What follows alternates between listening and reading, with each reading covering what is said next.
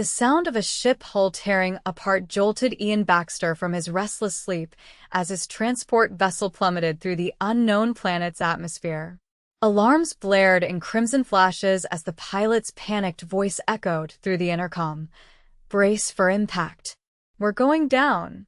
Ian scrambled to secure himself in his crash harness, the research scientist's heart hammering against his ribcage. The vessel shuddered violently, metal screaming against the sudden deceleration. His mind raced through the mission parameters, a simple survey job of an unmapped system that should have been routine. The impact came with a sickening crunch. Ian's world spun as the harness dug into his shoulders, his knee catching the edge of a console with a horrifying crack. Pain exploded through his leg as darkness claimed his consciousness. When Ian opened his eyes, the familiar interior of the transport ship was gone. Instead, brilliant blue-white light shone down from ceiling panels unlike any human design. His body felt light, almost weightless, and a sharp antiseptic smell filled his nostrils. Trying to move, Ian found his limbs were secured to what appeared to be a medical table. "Subject is conscious," came a voice that seemed to echo directly inside his head rather than through his ears. The translator implant behind his ear tingled as it processed the alien language. Ian's vision cleared enough to see the being standing over him. Nearly 7 feet tall, with iridescent gray-green skin that seemed to shift colors under the light. Its body was humanoid but impossibly thin, with 4 long arms extending from its torso. The head was oval-shaped with 3 large, pupil-less black eyes arranged in a triangle formation. "Where am I?" Ian croaked, his throat dry and painful. The alien tilted its head. "You are in medical facility. Your vessel crashed. We detected and retrieved you." Ian tried to shift his position, but a stabbing pain shot through his right leg, making him gasp. "My knee, severely damaged," the alien confirmed, gesturing with one of its upper limbs to a display showing what appeared to be an internal scan of Ian's leg. "I am Zentak, Chief Medical Officer of this outpost." "Ian Baxter," he managed through gritted teeth. "Human scientist. Thank you for saving me." Zentak made a soft trilling sound that the translator couldn't process. "Your physiology is unusual. We have not encountered your species before." Ian's scientific curiosity momentarily overrode his pain. "First contact situation, then. I'm from Earth, 3rd planet in the Sol system." "We are Araxians," Zentak replied. "This is a research outpost on the 4th moon of Calyx Prime." The alien moved to examine Ian's injured knee more closely. A holographic display appeared, showing a detailed 3-dimensional rendering of the joint. Ian could clearly see the damaged shattered patella, torn ligaments, and fractured tibia. "Significant repair required," Zentak stated. "We must operate immediately or permanent damage will result." Fear gripped Ian's chest. "Wait, you don't know human biology." "How can you? Our medical systems have already analyzed your cellular structure and genetic code," Zentak interrupted. "Compatibility protocols have been established. Your body's repair mechanisms are inefficient for this level of trauma." Before Ian could protest further, another Araxian entered the room, slightly shorter than Zentak, but with the same iridescent skin. This one's coloration had more blue undertones. "Preparation complete, Chief Medical Officer," the newcomer announced. "This is Lixer, my surgical assistant," Zentak explained to Ian. "We will now begin repair procedure." Ian's breath quickened. "I don't have much choice, do I? Death or disability are the alternatives," Zentak stated matter-of-factly. "Well, when you put it that way." Ian attempted a weak smile. "Do what you need to do." Lixer approached with a small device that he pressed against Ian's neck. A cool sensation spread through his veins, and the edges of his vision began to blur. "Standard anesthetic," Zentak explained. "You will not experience pain during procedure." As consciousness faded, Ian's last thought was that he'd never imagined his first alien encounter would involve knee surgery. When Ian awoke again, the sharp pain in his knee had dulled to a persistent throb. He blinked against the blue-white light, trying to orient himself. He was still in the same medical chamber, but his restraints had been removed. Zentak stood nearby, manipulating what appeared to be holographic controls in the air. The alien noticed Ian's consciousness returning and approached the table. "Operation successful," Zentak announced. "Your damaged joint has been repaired." Ian cautiously tried to bend his knee and was surprised to find that he could move it slightly with only moderate discomfort. "That's impressive. How long was I out?" 27 of your Earth hours, Zentak replied. "Your body required significant time to integrate with the repairs." "Integrate?" Ian questioned, a new worry forming. Zentak gestured to the holographic display, which now showed Ian's knee with several metal components visible inside it. Damaged biological components were replaced with synthetic alternatives. "Your body is accepting them well." Ian struggled to sit up, and Zentak adjusted the table to assist him. Now upright, Ian could see his knee was wrapped in a translucent material that seemed to pulse with a soft blue light. "That's a healing membrane," Zentak explained, noticing Ian's gaze. "It accelerates tissue regeneration and prevents infection." "What exactly did you replace?" Ian asked, scientific curiosity mixing with personal concern. Zentak manipulated the holographic display, zooming in on the knee's interior. "Kneecap completely reconstructed. Cartilage replaced with synthetic tissue. Ligaments reinforced with nanomaterial weave. Bone fractures fused with metallic composite." The display rotated, showing several small metallic objects that appeared to be holding everything together. Zentak pointed at them with one long finger. "These connection devices secure the reconstructed components," the alien explained. Ian stared at the image in amazement. "Those are screws," he said. "That's a replacement. We have similar procedures on Earth, though probably not as advanced." Zentak's three eyes blinked in rapid succession, a gesture Ian couldn't interpret. "You have experience with biological synthetic integration?" "Yes," Ian nodded. "Knee replacements, hip replacements, even some vertebral fusion, they're common procedures for humans with severe joint damage or degenerative conditions." This information seemed to deeply interest the alien surgeon. "Fascinating. We assumed from your vessel's primitive design that your medical technology would be equally undeveloped." Ian couldn't help but laugh, which sent a jolt of pain through his knee. "Our ships might not be as advanced as yours, but we've been replacing body parts for over a century. Though I have to admit, your techniques seem far more sophisticated."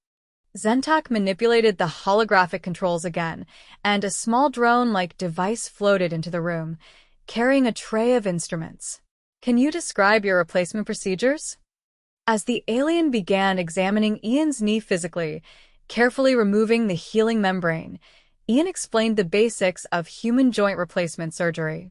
Zentak listened intently, occasionally asking clarifying questions that revealed an impressive understanding of biomechanics.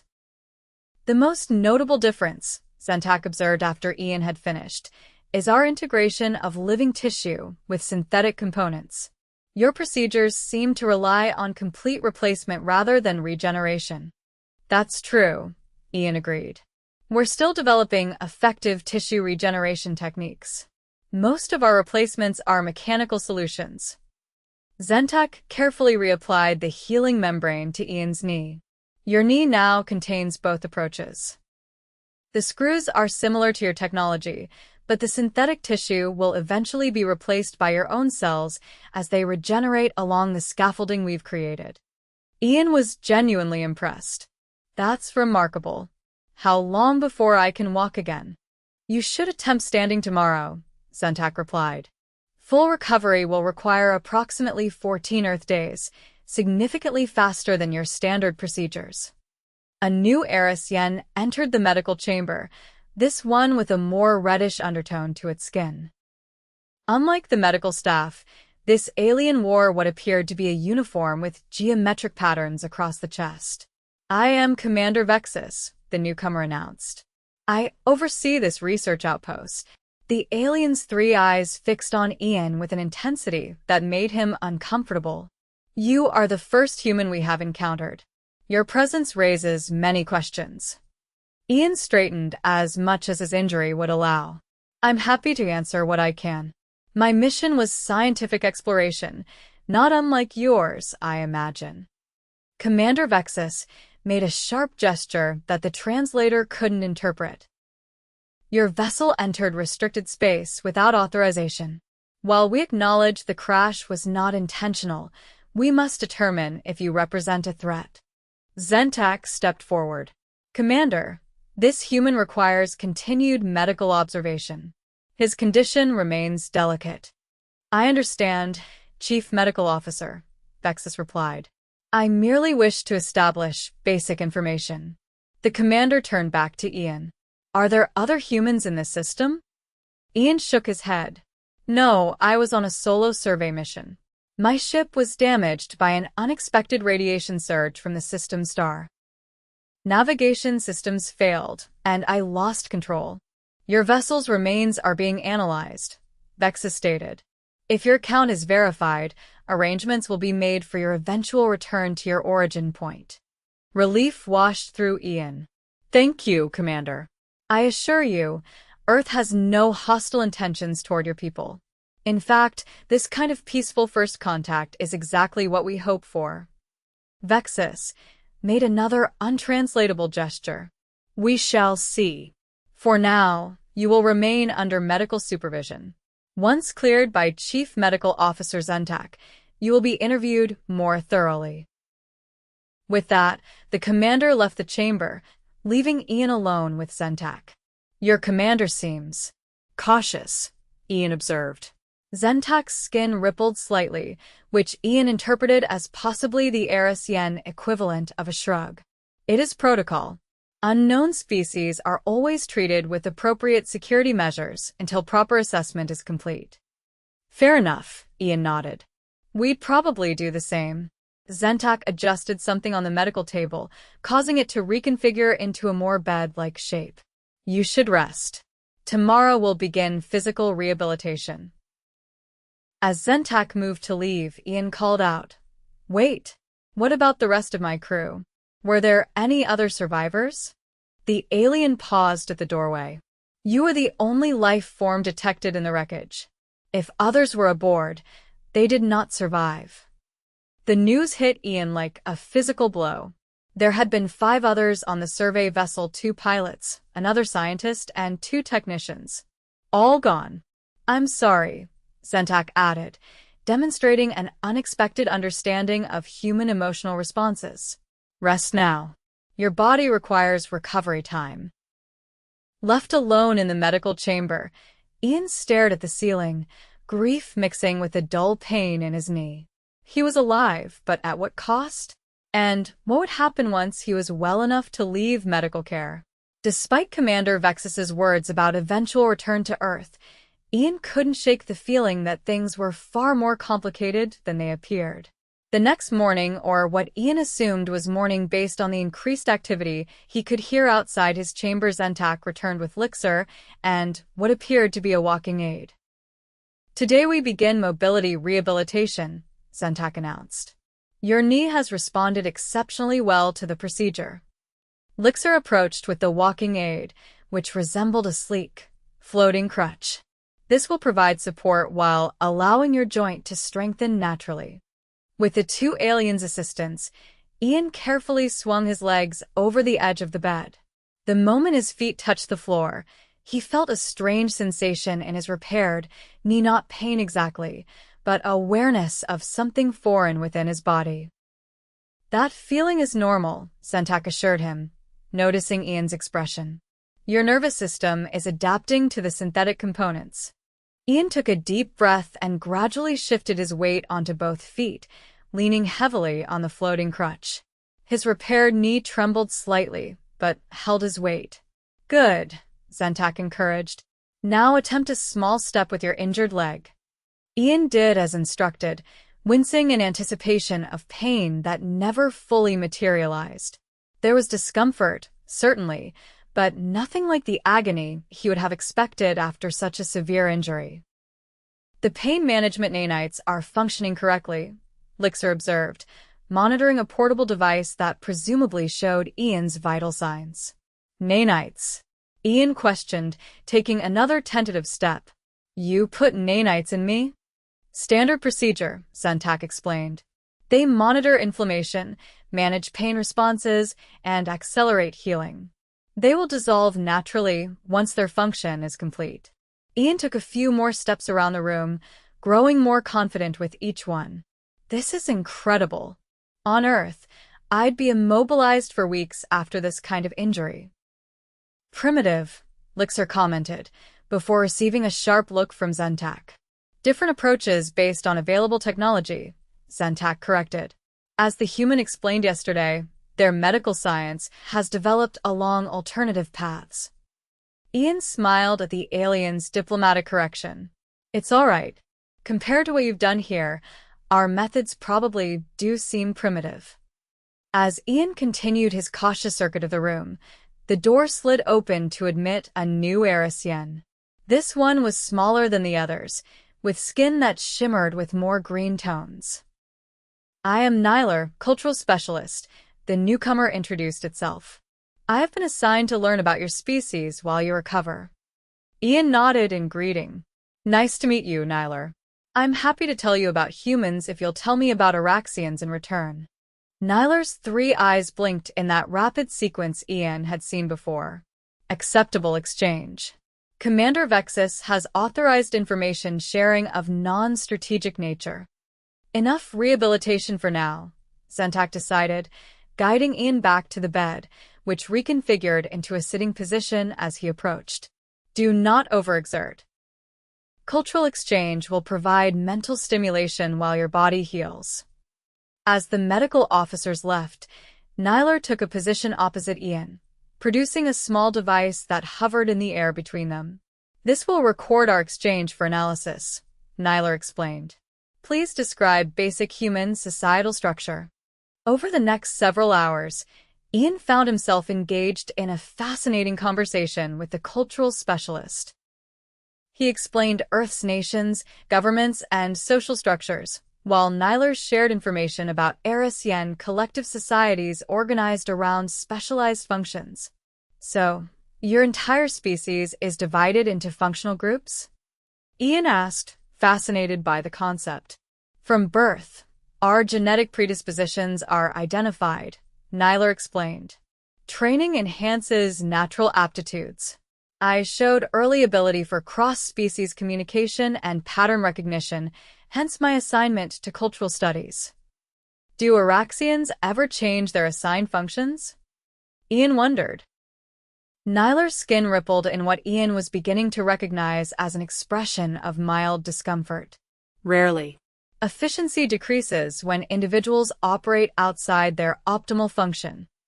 Humans value choice highly, Ian noted. Many of us change careers multiple times throughout our lives.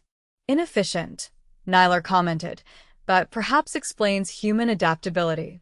Your species seems to value individual experience over collective optimization. Their conversation was interrupted when Zentak returned to check on Ian's knee. The healing membrane was removed, revealing that the swelling had reduced significantly. Remarkable progress, the medical officer noted. Your cellular regeneration rate exceeds our predictions. Ian looked down at his knee, which now showed only minor bruising. How is this possible? This kind of healing would take weeks on Earth. Zentak manipulated a holographic display showing the interior of Ian's knee. The nanites are functioning at 173% expected efficiency. They appear to be interacting with something in your physiology that enhances their effect. This news seemed to excite the alien doctor.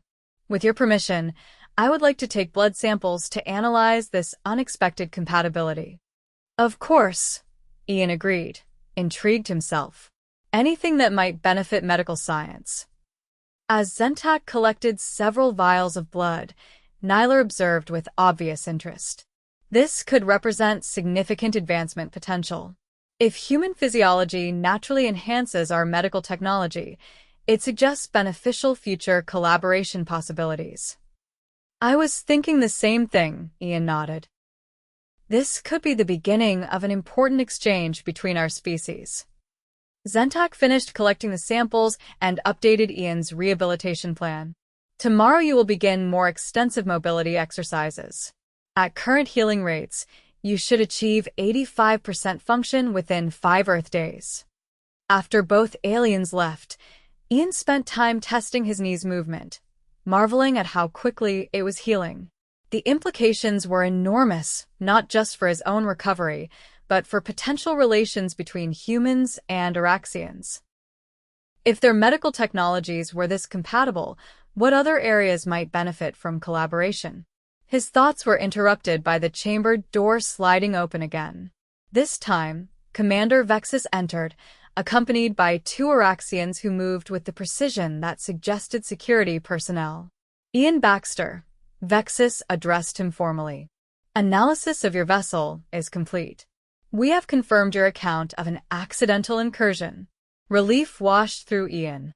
Thank you, Commander. I'm grateful for your thoroughness and for saving my life. Vexus made a dismissive gesture.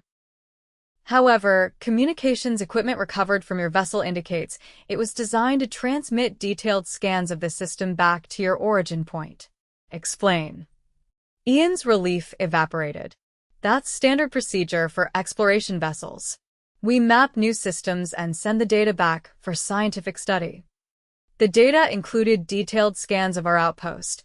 Vexus continued, voice hardening. Your scientific study appears indistinguishable from strategic reconnaissance.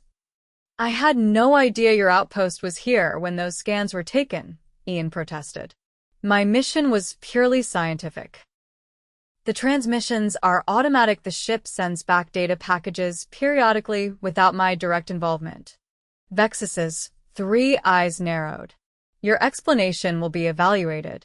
Until then, you will remain under observation. Your rehabilitation will continue, but your access to information will be restricted. With that, the commander and security personnel departed, leaving Ian alone with his thoughts and growing concern. The friendly cultural exchange and medical cooperation suddenly seemed fragile against the backdrop of interspecies suspicion. The next morning, Ian was awakened by Elixir, who brought a new walking aid, this one even less obtrusive than before. Today's rehabilitation will be more intensive, the medical assistant explained. Chief Medical Officer Zentak will join shortly.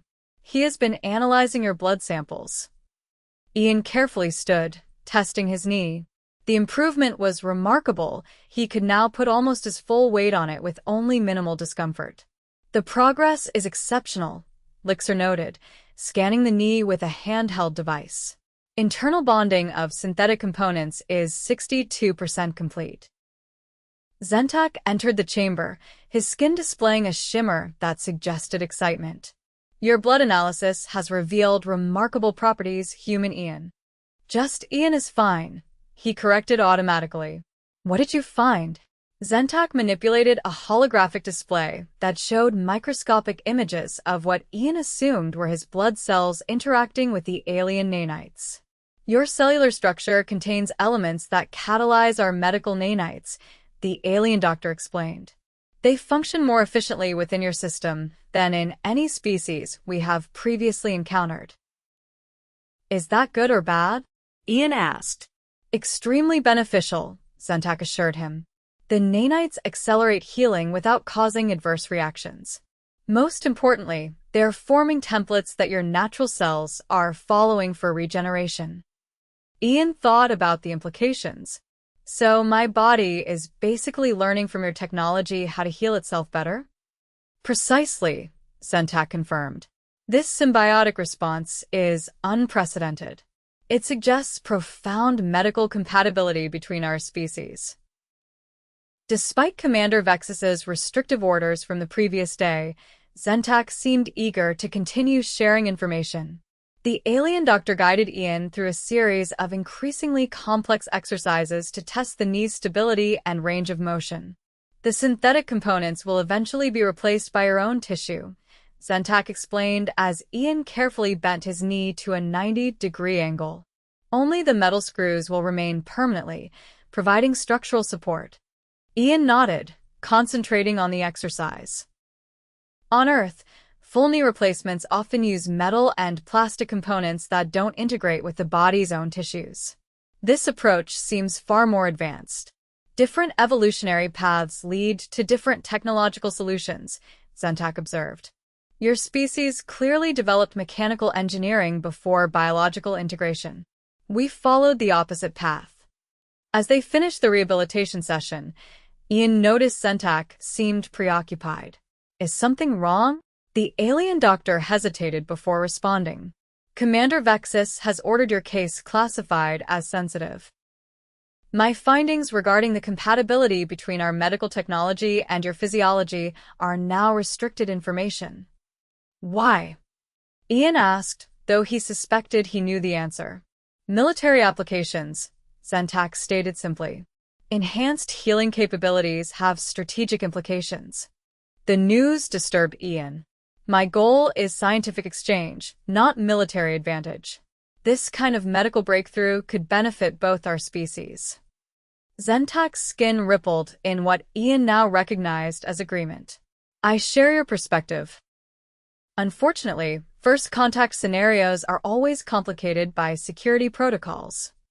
Before their conversation could continue, the chamber door slid open and Nyler entered, accompanied by one of the security personnel Ian had seen with Commander Vexus. I am permitted to continue cultural exchange, Nyler announced, but with supervision and recorded interactions only. The security officer took position by the door, silently observing as Nyler activated the hovering recording device. Please describe human medical practices in greater detail, Nyler requested. Specifically, your replacement procedures for damaged body parts. Ian glanced at Zentak, who gave a subtle gesture that seemed to encourage cooperation. Over the next hour, Ian explained everything from simple bone fracture repairs to complex joint replacements, artificial hearts, and even early neural interfaces. Nyler appeared fascinated. Your species has pursued extensive mechanical solutions rather than biological regeneration. This approach seems inefficient, yet has produced significant innovations. Necessity drives innovation, Ian replied. Without natural regenerative abilities, we had to develop alternatives. The security officer suddenly stepped forward. This exchange exceeds authorized parameters. Discussion of neural interfaces was not approved. Nyler's skin darkened slightly, a sign of annoyance, Ian guessed. Understanding their medical approach provides context for cultural analysis.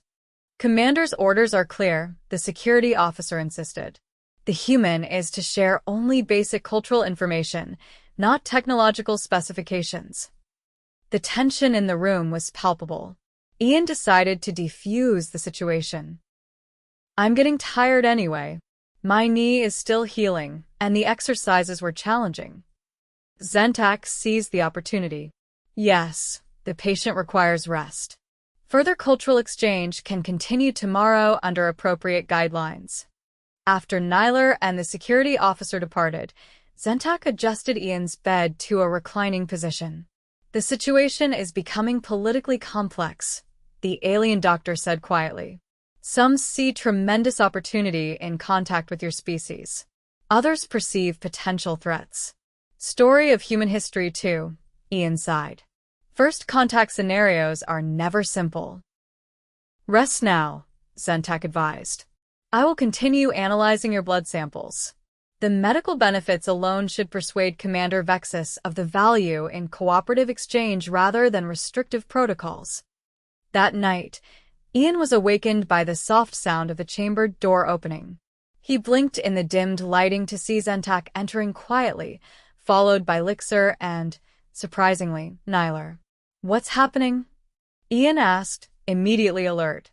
Security protocols have been escalated, Zentak explained in a hushed tone. Commander Vexus has ordered your transfer to Central Command for comprehensive interrogation. Interrogation? Ian felt a chill run through him. Why? I've cooperated fully. Your vessel's data transmissions included more detailed scans of our outpost than initially assessed, Nyler explained. Strategic Command believes your mission may have had intelligence gathering objectives. That's ridiculous, Ian protested. I'm a xenobiologist, not a spy. We believe you, Zentak assured him, which is why we are here. Your medical recovery has progressed sufficiently for transport, but I disagree with subjecting you to intensive interrogation procedures. Lixer approached with what appeared to be a small device. This will temporarily mask your life signs from our central monitoring system. Ian sat up, wincing slightly as his knee protested the sudden movement. You're helping me escape? Why risk yourselves?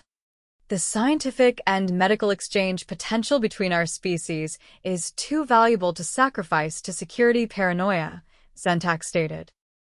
Additionally, the treatment you would face at Central Command would violate medical ethics. I have cultural interest, Nyler added. First contact should not be characterized by suspicion and interrogation. It establishes harmful precedent for future relations. Ian looked between the three aliens, overwhelmed by their willingness to help him. Thank you, but where would I go? My ship is destroyed. We have prepared an alternative, Zentak explained. A research vessel is scheduled to depart for a nearby system. We have arranged passage for you as a medical research subject, technically true given your ongoing treatment. The vessel will rendezvous with a trading ship that can transport you to a neutral space station, Nyler continued. From there, you should be able to contact your people. Ian carefully stood, testing his weight on his healing knee. It was still sore but functioned well enough for him to walk with minimal assistance. What about my knee? The rehabilitation isn't complete. Zentak handed him a small container. This contains maintenance nanites and instructions for their use. They will continue supporting your healing process. The container also holds data crystals documenting the procedure and compatibility findings, medical knowledge to share with your people. This is incredible, Ian said, emotion thick in his voice. I don't know how to thank you. Establish peaceful contact when your people return, Nyler said simply. Ensure this medical exchange is the beginning of cooperation, not conflict. Lixer activated the device he had brought, and Ian felt a slight tingling sensation. Life sign masking active. We must move quickly. The three aliens led Ian through dimly lit corridors, carefully avoiding the main thoroughfares. His knee protested the pace, but the importance of their mission pushed him through the discomfort. They eventually reached a small docking bay where a sleek vessel was being loaded with research equipment. The vessel leaves in 20 minutes, Zentak explained. You will be introduced as Subject XC7, a rare specimen with unique medical properties, again, not untrue. The research team has limited security clearance, Nyler added. They know only that you are a priority medical study approved by Science Division. Ian turned to face his three saviors. I promise I'll do everything possible to ensure peaceful relations between our species. The medical knowledge you've given me could save countless human lives. And your physiology may revolutionize our medical applications, Zentak replied. Mutual benefit through exchange rather than exploitation. Lixer suddenly tensed. Security scan approaching. We must leave now. Zentak quickly handed Ian a small communication device. This is programmed with basic Araxian language patterns. It will help you communicate until you can reach your people. Thank you, Ian said one last time, grasping Zentak's hand in a human gesture of gratitude. The alien seemed surprised but returned the grip. Remember, Nyler said as they prepared to depart, when questioned about your knee, simply explain that it's a replacement. The research team knows not to inquire too deeply about classified medical procedures. With final nods of farewell, the three aliens slipped away, leaving Ian to blend in with the research equipment being loaded onto the vessel. His heart raced with both fear and hope, fear of discovery, but hope for what this encounter might mean for future relations between humans and Araxians.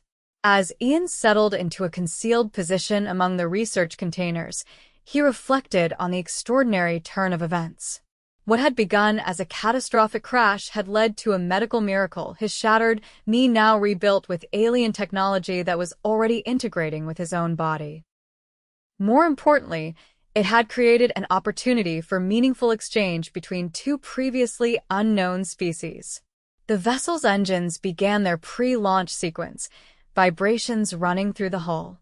Ian adjusted his position, carefully testing his knee's response to the movement. The pain was minimal now, a remarkable recovery in just a few days. "Cargo secure for departure," came a voice from the main deck. Research materials catalogued and stowed. Ian held his breath as footsteps approached his hiding place. The container he was concealed behind was suddenly moved aside, revealing an Araxian with predominantly yellow undertones to its skin. "Subject XC7?" the alien asked quietly. Ian nodded, remembering his cover identity. "I am Telner, Research Coordinator. Your presence is listed as highest priority, with minimal handling. Follow me to the designated containment area." Ian followed the researcher, limping slightly, but managing to keep pace. They entered a small chamber that appeared to be designed for specimen transport but had been hastily converted to accommodate a humanoid occupant. "Your specific requirements have not been fully detailed in my instructions," Telner stated. "Basic sustenance and environmental controls are provided. Please indicate if adjustments are needed." "This will be fine," Ian assured the researcher. "I just need to rest my leg periodically." Telner's eyes focused on Ian's knee. "You sustained damage?" Ian remembered Nyler's coaching. "That's a replacement. It's still healing." The researcher seemed to accept this explanation without question. "Understood. The journey to the research station will take approximately 12 hours. Remain here until arrival." Once alone, Ian examined the small chamber. It contained basic provisions, including what appeared to be water and some form of nutrient paste that his translator indicated was safe for his consumption. Most importantly, it offered privacy and safety for the journey. He carefully removed the container Zentak had given him, examining the medical nanites and data crystals within.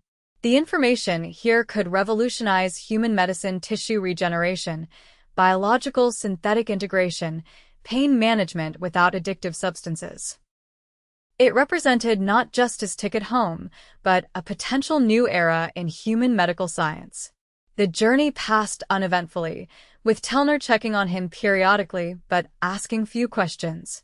The researcher seemed to assume that Ian's status as a classified subject meant that curiosity was discouraged.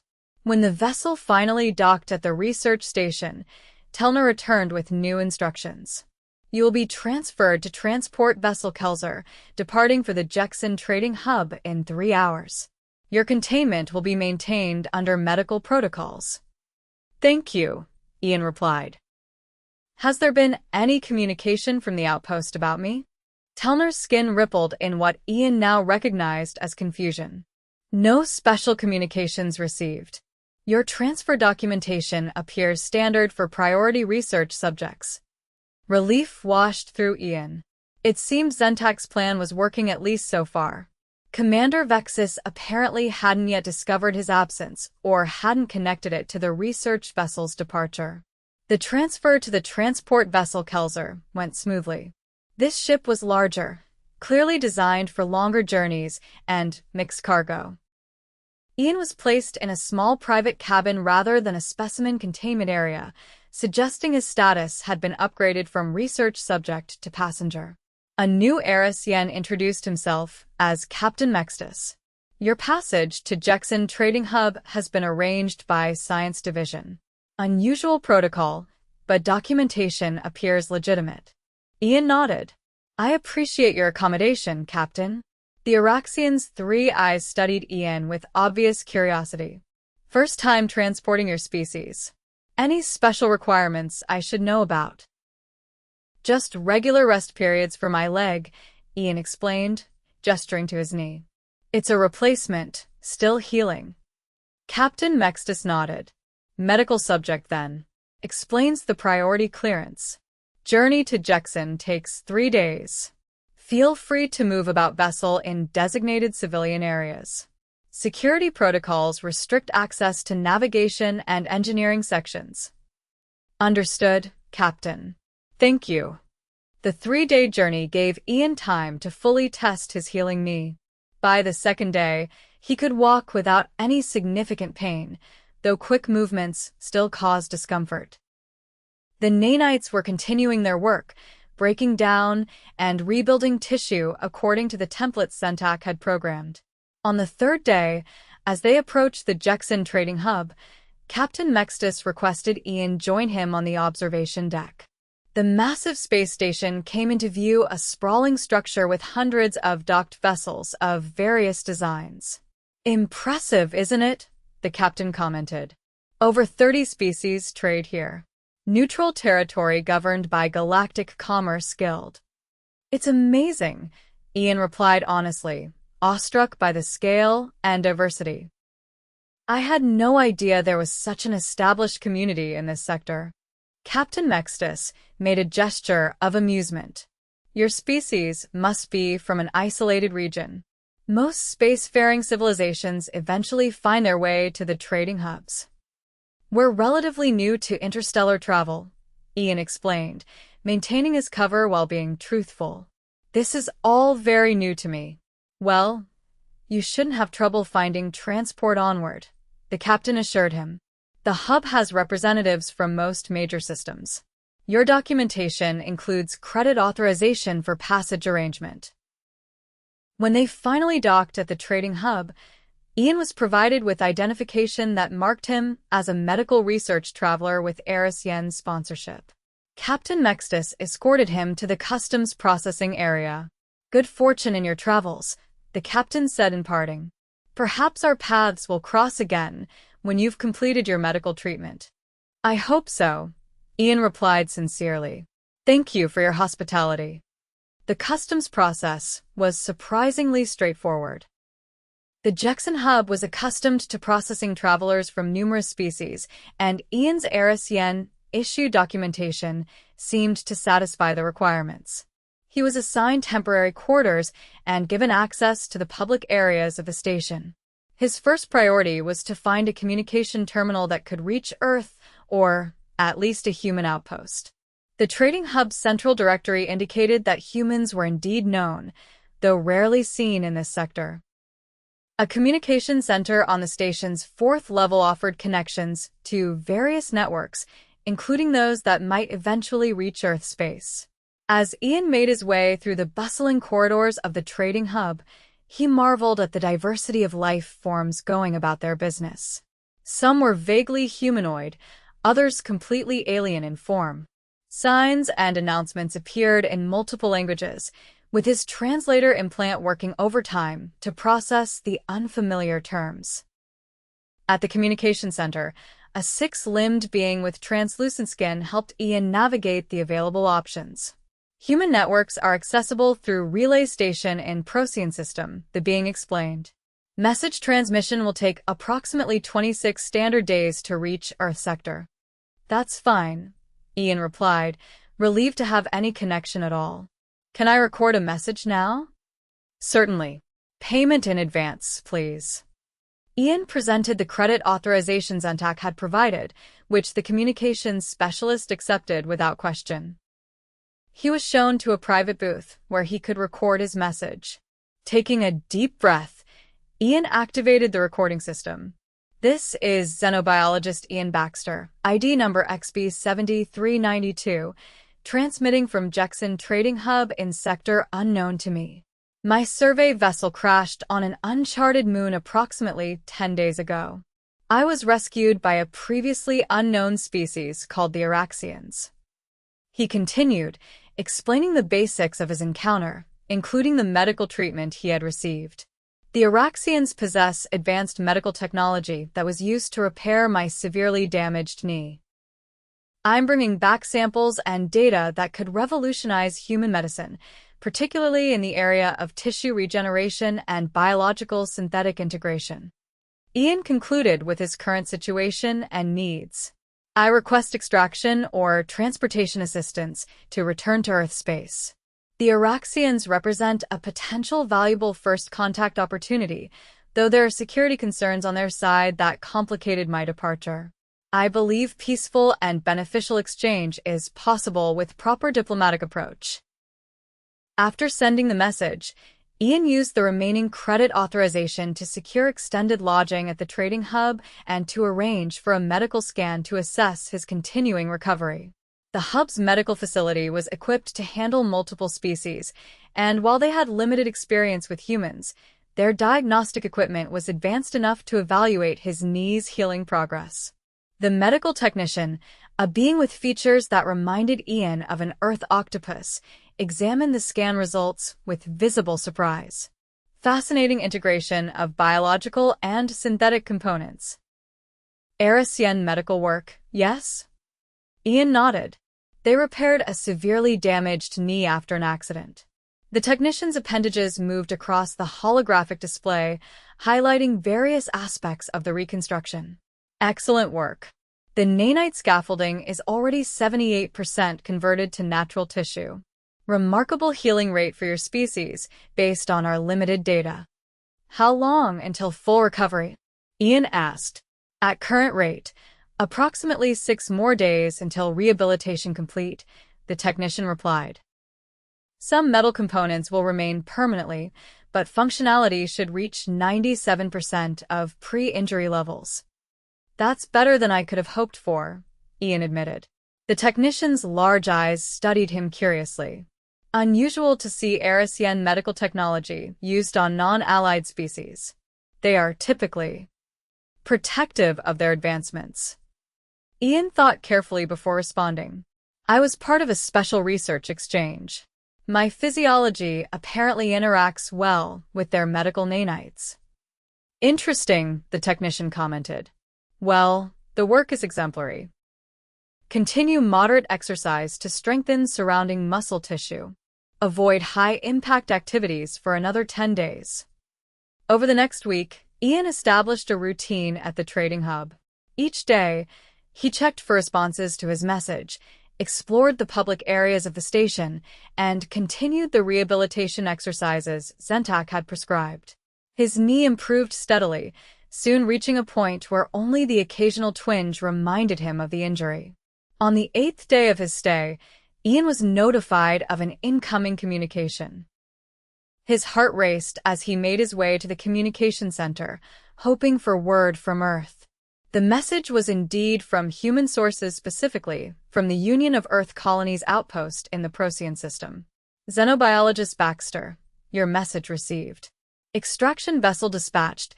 Estimated arrival at Jackson Hub in 14 days. Maintain current position. Your discovery of the Araxian species is classified Priority 1. Diplomatic team will accompany extraction vessel. Full debriefing required upon rendezvous.